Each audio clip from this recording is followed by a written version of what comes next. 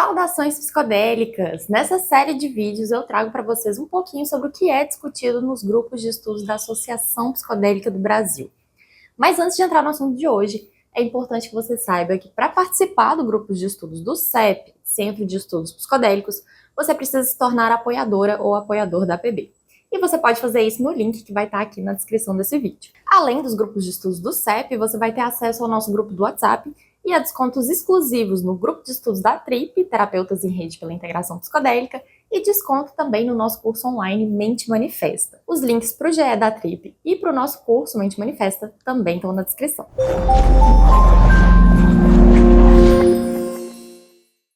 Talvez você já saiba que o Brasil é um país privilegiado em termos de acesso à ayahuasca. Segundo a pesquisadora indígena Dayara Tucano, há aproximadamente 160 grupos indígenas que utilizam a ayahuasca, também chamada de Nishipã, pelos Runicuim, Uni, pelos Iauanauá, e Camarampe, pelos Axaninca. Talvez a minha pronúncia não esteja exatamente correta, mas vai estar escrito.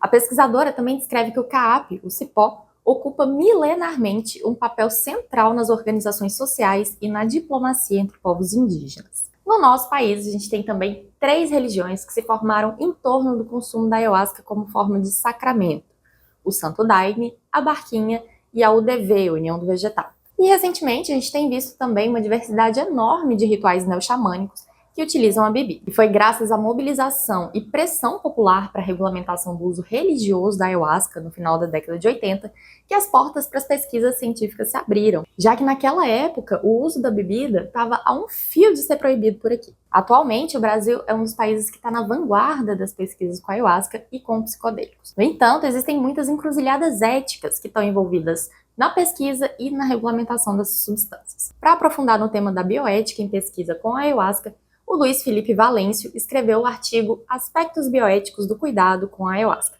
publicado nesse livro aqui, Visões Multidisciplinares da Ayahuasca. E ele foi lá no grupo de estudos do CEP compartilhar esse conhecimento com a gente. Vou resumir um pouco do que ele levou para o grupo de estudos e usar como base também esse artigo. Quando se fala sobre tomar ayahuasca, em vários contextos, normalmente a gente está falando sobre uma intenção de uso que tem a ver com recuperar ou manter a saúde. E quando é dito normalmente, é porque nem sempre. Não, porque nem sempre.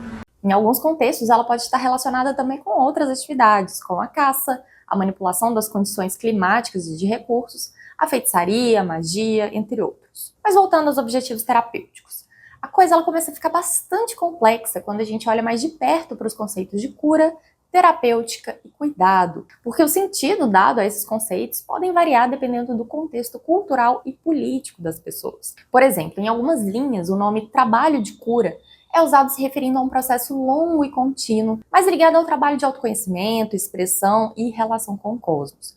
Mas tem gente que fala a palavra cura e realmente acha que a ayahuasca vai curar as pessoas como num passe de mágica. E normalmente fala assim quem vende esse tipo de coisa. A perspectiva de cuidado pode variar muito também, dependendo de cada contexto.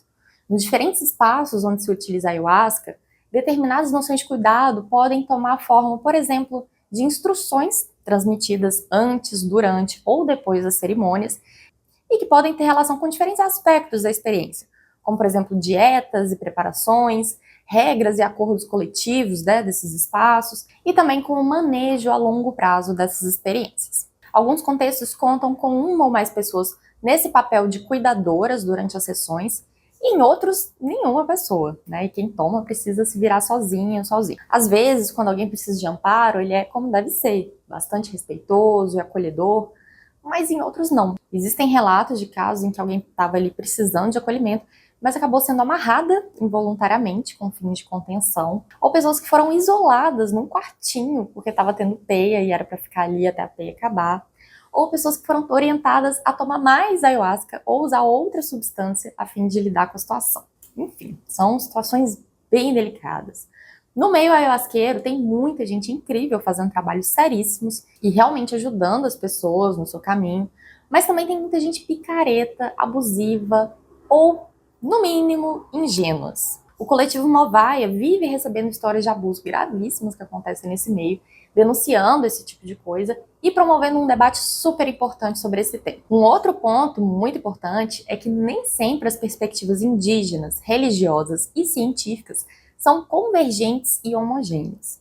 Como é que faz, então, para preservar as práticas ritualísticas com suas múltiplas perspectivas sobre o que é cuidado, sobre o que é saúde, e ao mesmo tempo inibir gente picareta e abusiva nesses meios? Como que a gente pode fazer pesquisas científicas com a ayahuasca sem que ao mesmo tempo a gente caia naquele velho padrão ocidental de exploração e apropriação de conhecimento tradicional indígena, sem que haja, no mínimo, eu disse, no mínimo, uma troca justa? Um primeiro passo no sentido de resolver essas questões foi quando o Conselho Nacional de Política sobre Drogas, o CONAD, criou uma comissão chamada Grupo Multidisciplinar de Trabalho, GMT, que começou a funcionar em 2004 e que era composta de representantes de diferentes linhas religiosas da ayahuasca, pesquisadores e membros do governo, para que eles estudassem as regras para a utilização da bebida, pontuando ali quais as práticas se configuravam, segundo as próprias entidades ayahuasqueiras, como um uso religioso adequado e responsável. No relatório final, eles priorizaram os seguintes temas: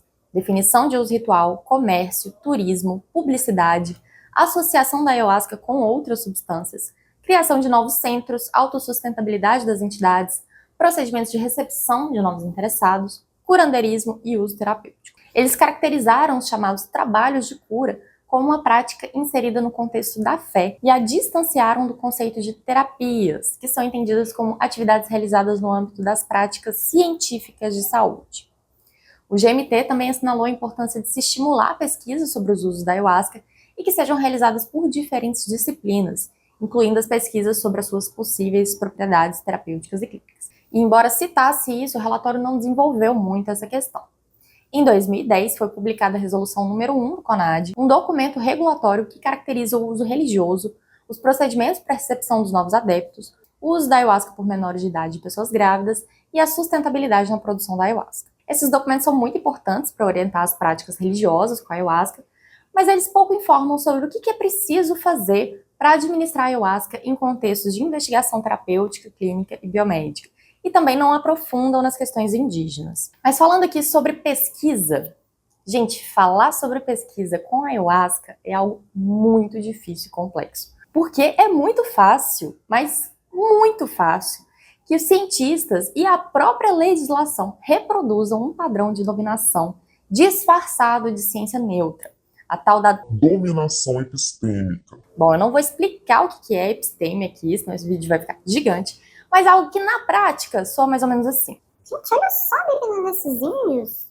Estrutura complexa, engenhosa. Como que esse povo que nem conhece ciência conseguiu fazer essa combinação dentre tantas plantas da floresta amazônica? Vou levar essa bebida aqui para o meu laboratório, tirar ali daquele meio papagaiado, ritualístico, de crendice, e vou usar toda a minha neutralidade, a minha imparcialidade, a minha genialidade para investigar essas moléculas. Então, finalmente, revelar a verdade e achar algum jeito de ganhar bastante dinheiro com isso. Arrogante, né?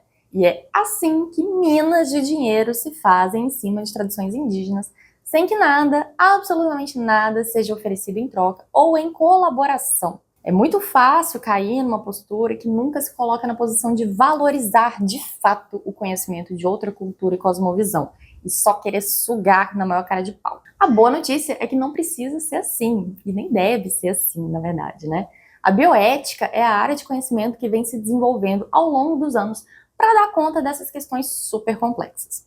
O Luiz conta que a partir dos anos 90, diversas teorias éticas foram desenvolvidas por bioeticistas latino-americanos que abordam justamente as demandas bioéticas do sul global. Porque ainda tem isso, né, gente? A coisa ela não é universal.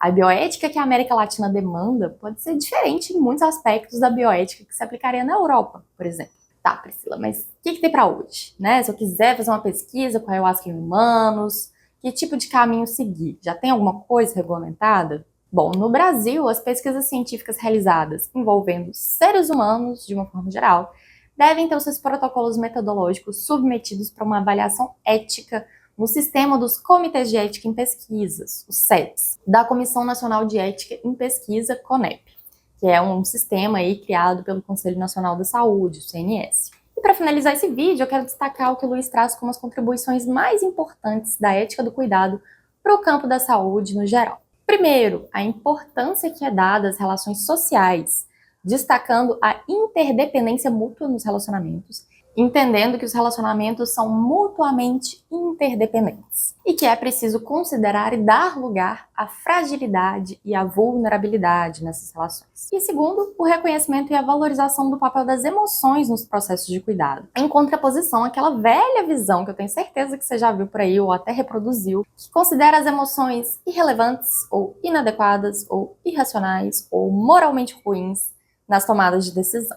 Só que não tem humano sem emoção, né, gente? A gente precisa entender isso aí e não querer fugir. E para finalizar mesmo, eu vou trazer aqui um trechinho da conclusão do artigo. No lugar de monopólios epistemológicos e prescrições, é necessário tornar sensível a agenda bioética da ayahuasca para a diversidade, o cuidado e o respeito às populações vulneráveis. Bom, gente, por hoje é isso. Se você gostou do vídeo, deixa um like, se inscreva no canal se ainda não for inscrito, comenta aqui embaixo, compartilha e segue a gente também no Instagram, @Associação Psicodélica. Um beijo, até a próxima!